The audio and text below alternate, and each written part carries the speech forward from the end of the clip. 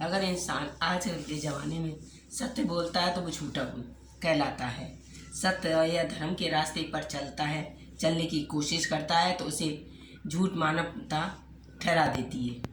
मानव जीवन का प्रशंसित लक्ष्य पर बार बार सांसारिक दातियों से उसे निर्वाह करने नहीं देता है, लेकिन मानव का अंतिम लक्ष्य है परमात्मा का साकार करना।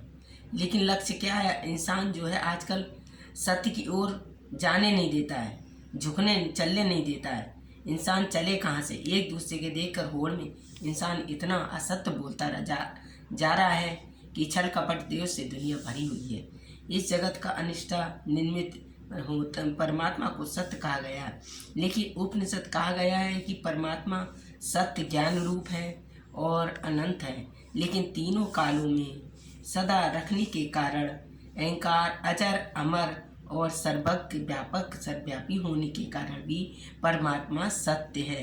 ये तो सभी कहते हैं परमात्मा सत्य है, लेकिन आजकल तो असत्य कलयुग कहा जा रहा है। सत्य को भी असत्य मानते हुए भी सब तमाम सुखमय भोग रहे हैं और झूठ बोलकर दुनिया जो है अपने को लक्ष्य प्राप्त कर लेती है, लेकिन जानती नहीं है सत्य जो है एक अधर्म के रास्ते पर एक दिन गड्ढे में गिराता है। और उपनिषद सत्य जो है तब ही इसे प्राप्त किया जा सकता है।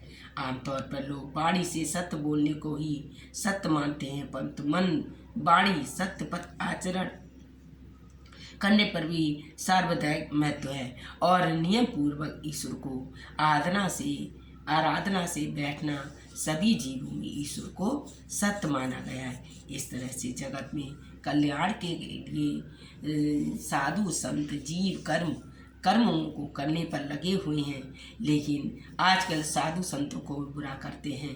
जब खुद अपनी आंखों की दृष्टि असत्य के रूप में देखती है तो उसे दुनिया तो नज़र असत्य के रूप में और झूठ के रूप में नज़र आती है। इस तरह से हम अपने जीवन को सत्य की ओर बनाए और सत्य ही मीठी वाणी से बोले। जगत कल्याण को के बनाए मनी मन में सोचते रहें और सत्य तो हमें परमात्मा है, लेकिन हम मानते हैं एक दूसरे से कोई बनने नहीं देते। महाभारत के अनुसार मधुर शब्दों में जो प्रिय है वही कहा गया है, वही समाज को सुधारने के लिए कट भजन अजर अमर को ही प्राप्त कर लेता है। इस तरह से आज हमने सत्य के बारे में बताया है और सत्य न बोलकर इंसान झूठ बोल देता है और असत्य की ओर भाग रहा है।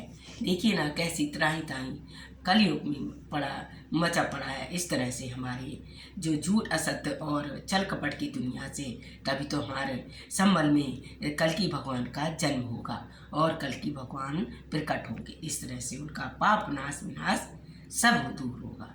बोलो कल्कि भगवान की सत्संग।